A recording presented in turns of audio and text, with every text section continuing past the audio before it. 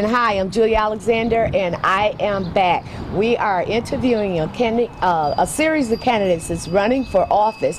We have with us Dinora Ruiz, and she's running for state senator? State representative. State representative in what district, Dinora? The 86th district. In the 86th district, and she's running on the Republican ticket. We're going to talk with Dinora, and we're going to find out her platform, the 5 W's, who, what, when, where, and why. And we're going to start off with, who are you, lady? My name is Dinora, as you said. Okay. I am 27 years old. I originally grew up in Chicago, moved out here 5 years ago. Okay. For many of the great reasons that this place has to offer. Okay. Jobs, it was cheaper, less taxes living in Will County versus Cook County. Yes. Having a car was not as expensive as it was, and it was safer. Absolutely. Okay. And so what are you doing again? I am running for state representative of this area, and I work as a seamstress at David's Bridal, and I run an alterations and fashion design business. I have a couple of outfits I need you to work on for me. Okay. Well, I'm your gal. I'm your gal for that. Yeah. Okay. And once again, where are you? Is this taking place? My run. My run is taking place. So the primary election is June 28th, and that covers areas tip of Crest Hill all the way down to where Reed is, and then from Elwood all the way across to Shanahan. Okay, all right. And so tell me a little bit about your run. What do you expect to gain out of this run? What is it that you see that needs immediate attention that you would like to work on once you obtain that seat? Yeah, so if I win that seat, I would say that my community is my greatest teacher. Okay. And this is the first time I run. I've never ran before. Okay. So this is new territory for me. A newbie, you guys. Yes. And I've knocked so many doors and talked to so many people in the community, and there's 3 things that they keep repeating, and it's a common thread with everyone. And that is people still want to work, they still want to raise a family, they still want to retire, and they still want to feel safe. And so all of those things that tie together are things that I want to focus on. And so one of them would be definitely pension reform. That is a big issue in our area. So the first things first, I will not be accepting pension. I will be refusing that. And that is to stand with my people. Like, if the people of this district are struggling with that, and the people of Illinois at large are having these pension issues, as a public servant, there should be no reason why I should be taking a pension. I should be the one taking the hit first, and not seeing them do that. So that's first. You opt out. Okay, and so what made you decide to want to run? So I decided to run because one night in December, when I was researching the redistricting and the maps, and they pushed back the election because they hadn't decided on maps for so long. It was to my knowledge that Larry Walsh Jr., Representative Larry Walsh, would run uncontested again. And for me, this is the United States. No party, whether the Republican or Democrat, should run uncontested. There should be an opposing side, someone that the people can decide who they want to represent them the most. And I did not want that to happen again for this area. So tell me, what's campaigning like? This is your very first time, your very first run. Tell us what it's like. It's a lot of learning. A lot of learning and a lot of work. I am very privileged to have gotten some training with the Leadership Institute and Forge Leadership, and they train young adults to be involved in government, in politics, in business in the United States. So I did have some training in that. So I wasn't totally oblivious to everything. I'm still learning, and there's a lot of things that you just can't learn unless you start running. So a lot of door knocking, a lot of going to different events, talking to people, and a lot of work. Absolutely. Okay, well, Dinora, tell me about the serious needs, the thing that makes you want to get in there and fight for the people. What are the serious needs right now that's pending? That you see that's not being taken care of on that level? Yeah, so I just talked to the Will County Farm Bureau. One of their concerns is water. We know that our area is in need of water. We have this big water structure that will be happening in the next 10 years, getting water from Chicago, which is great. But then there's also concerns from like our farming community who want to keep their wells and make sure that they can sustain their farms for the good of everyone, because you know they're producing honey, they're producing food, they're producing corn, all these things that affect our day to day. And I definitely want to support them. So that's an immediate need of theirs. Yeah. Of course, the pension crisis, that is another immediate need that has many, many people concerned, and that's something that I want to focus on, and that will have to include consolidating taxing bodies. It would have to include pulling back, and I'm ready to learn. I'm ready to fight for the people of this district. Absolutely, absolutely. Now, are you willing to work across the aisle to get things done? Yes. Yes, for sure. So tell me a little bit about that. How for you would do that. Yeah. So we have Republicans and Democrats, right? Yeah. These two people, Right. two groups of people. They both Right. are very passionate. Yeah. They both have what they believe is, the understanding of government to move Right. forward. Right. And for myself, I am running as a Republican, and that is the party that I most identify with. Mm-hmm. But I do understand that there's many Democrats who still have a heart for this country, still have a heart for our state. Mm-hmm. So one way I will be doing that is to keep the conversation open, not to name call, not to slander or to talk behind someone's back, but to be straightforward and to really have a conversation. I had a conversation with former Senator John O'Connor. And it was just great to talk to him, and he had great advice. And I talked to Barbara Hernandez from State Representative, and just like, hey, I'm running. Do you have any advice for me?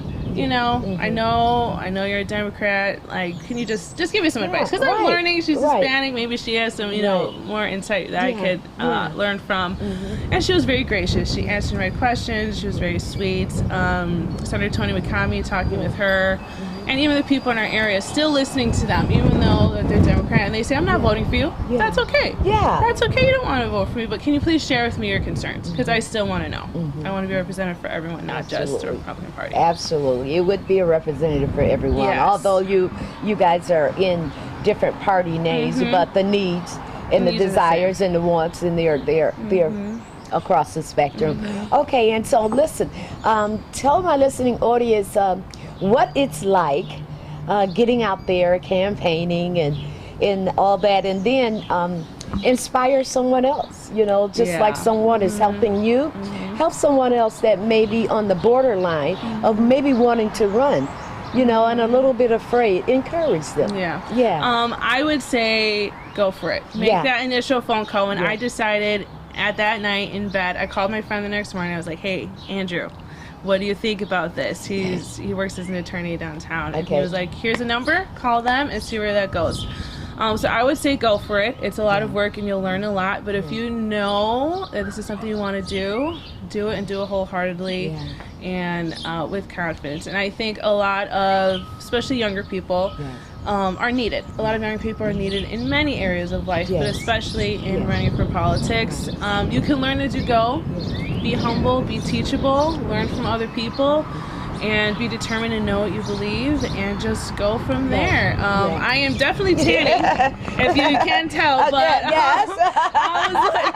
from all of the walking and biking and being outside, I'm like, it's not even June, and I'm ready. I know, by August we'll be the same complexion, I think. No, I'll be ready for the beach. Listen, if you don't try, then you fail. Only those that don't try fail. If you've tried and you don't make it, you're still not a failure. You just have to go back in and redesign your strategy. So at this moment, please look into the camera and tell those people to vote for you. Again, my name is Denora Ruiz. The election is June 28th. Please vote for me or consider voting for me and helping me out. This is for you. This is to represent you guys, and it's not for me. So if you have any questions for me, please reach out. My email is Denora Ruiz, Illinois. You can follow me on Facebook, Denora Ruiz for Illinois. And I'm very open, so please ask me anything you want. And as a public servant, as someone who is looking to be the next representative for this district, it is my desire to be an open book, so no question is off the table. Absolutely. So I'm just going to throw this curveball at you. How passionate are you about this? Very, very passionate. Yes, very passionate. I know that I could do a good job. I have the greatest teachers to teach me and to guide me along, and that's the people of this district. And I'm really planning for the general election. I'm thinking ahead and the biggest campaign strategy. is to talk to and communicate with as many people as here. All right. So listen for my listening audience so that they can clearly understand.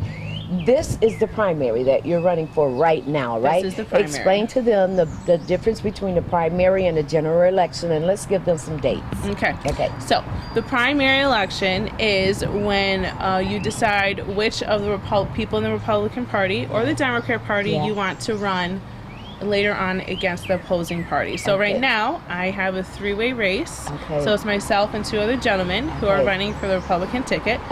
Early voting has started, so you could go to the little county building and vote now. And then June 28th is the big day, which is election day.